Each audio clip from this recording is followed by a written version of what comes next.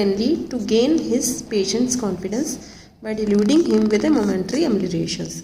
The third and the only remaining method बचा हुआ है वो क्या है? वो है आपका एंटीपैथी या इनैंशियोपैथी या फिर पैलिएटिव मेथड, और जो अदर टू वो कौन है? Allopathic and homeopathy. Wherewith the physician could hitherto appear the most useful, ये फिजिशियन के लिए मोस्ट यूजफुल रहा। कौन से फिजिशियन? एलोपैथिक फिजिशियन के लिए। And hoped most certainly to gain his patient confidence, और इससे क्या हुआ? इन्होंने अपने पेशेंट्स का कॉन्फिडेंस गेन किया। कैसे? By deluding him with momentary ameliorations, patient को ऐसा डिल्यूजन पैदा किया जिससे उसको मोमेंट्री एमिलरेशन मिला, उसको थोड़ी देर के लिए आराम मिला। But I shall now proceed to show how inefficacious and how injurious this third and the sole remaining way was in the disease of not very rapid course. और अब डॉक्टर हैनीमन बता रहे हैं कि ये कितना इनएफिकेशियस, इसमें कोई एफिकेसी नहीं है, और कितना ज़्यादा ये इंजीरियस वे है जो ये थर्ड मेथड है in the disease of not very rapid course, जो बहुत रैपिड कोर्स की डिजीज़ नहीं है, मतलब जो क्रॉनिक डिजीज़ है उनके लिए बोल रहे हैं। It is certainly the only one of the mode of treatment adapted by the allopath, ये एक ऐसा मेथड है जो एलोपैथ अडेप्ट कर रहा है, जिसमें कि क्या होता है? Had any manifest relation to a portion of the suffering, जिसमें कोई रिलेशन होता है। बाकी एलोपैथी में तो कोई रिलेशन नहीं होता है ना, डिजीज़ कहीं और है, उसका इफेक्ट कहीं हो रहा है, इस तरह से होता है, लेकिन इसमें एक रिलेशन होता है caused by the natural disease, but what kind of relation? लेकिन कैसा रिलेशन है? of a truth the very one, the exact contrary to the right one, exact contrary, right one का एग्जैक्ट कॉन्ट्ररी, मतलब जो सही होना चाहिए उसका एग्जैक्ट अपोजिट रिलेशन होता है। जैसे होम्योपैथी में क्या होता है? अगर कहीं पे बर्निंग हो रही है तो वहाँ पे हीट अप्लाई करेंगे, लेकिन एंटीपैथी में क्या करें? बर्निंग होगी तो आइस अप्लाई करेंगे।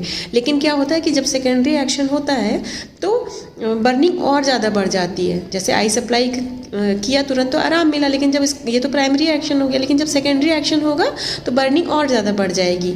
इसीलिए ऐसा नहीं करना चाहिए। That ought most to be avoided, इसको अवॉइड करना चाहिए। If we could not delude and make a mockery of the patient affected with a chronic disease, इस एंटीपैथी को अवॉइड करना चाहिए अगर अपने पेशेंट का मॉकरी, मतलब मजाक नहीं बनाना चाहते हैं क्रॉनिक डिजीज़ के केस में।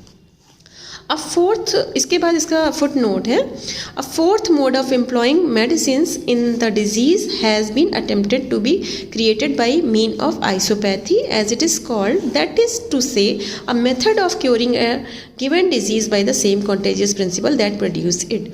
अच्छा, आइसोपैथी को यहाँ पे fourth mode of employment of medicine बोला गया 5th एडिशन में, लेकिन जो 6th एडिशन है उसमें आइसोपैथी को third mode of employment of medicine बोला गया है। तो आइसोपैथी 4th mode of employment of medicine है इसमें। दैट इज, ये कैसा मेथड है? इसमें डिजीज़ को कैसे क्योर करते हैं? सेम कॉन्टेजियस प्रिंसिपल से इसको सही करने की कोशिश करते हैं। जैसे ओटोरिया हुआ है, अगर ईयर डिस्चार्ज है तो उसी को डिस्चार्ज को निकाल के उसको पोटेंटाइज करके उसी पेशेंट को दे दिया जाता है। But even granting this could be done, which would certainly be the most valuable discovery yet.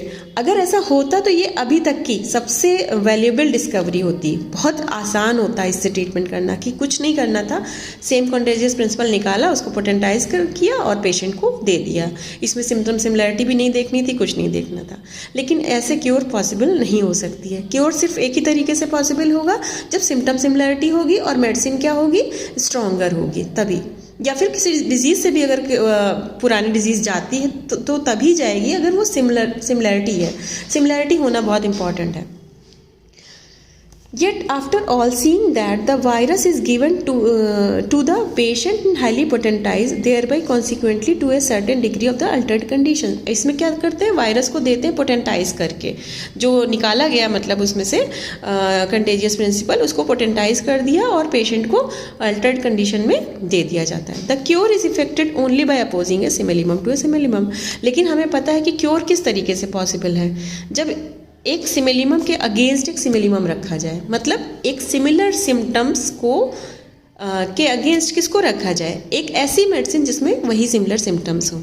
लेकिन जो आइसोपैथी में ऐसा पॉसिबल नहीं है। ऐसा कोई ज़रूरी नहीं है कि जब जैसे सेम कॉन्टेजियस प्रिंसिपल जो निकाला गया था वो अगर किसी हेल्दी ह्यूमन बीइंग को दिया जाए तो उसमें कोई ज़रूरी नहीं कि वही सिम्टम हो जो उस पेशेंट में है, हो सकता है वो चेंज हो जाए। तो इसीलिए इस तरीके से क्योर पॉसिबल नहीं है। क्योर सिर्फ सिमिलिमम के अगेंस्ट सिमिलिमम को रखने से ही पॉसिबल है।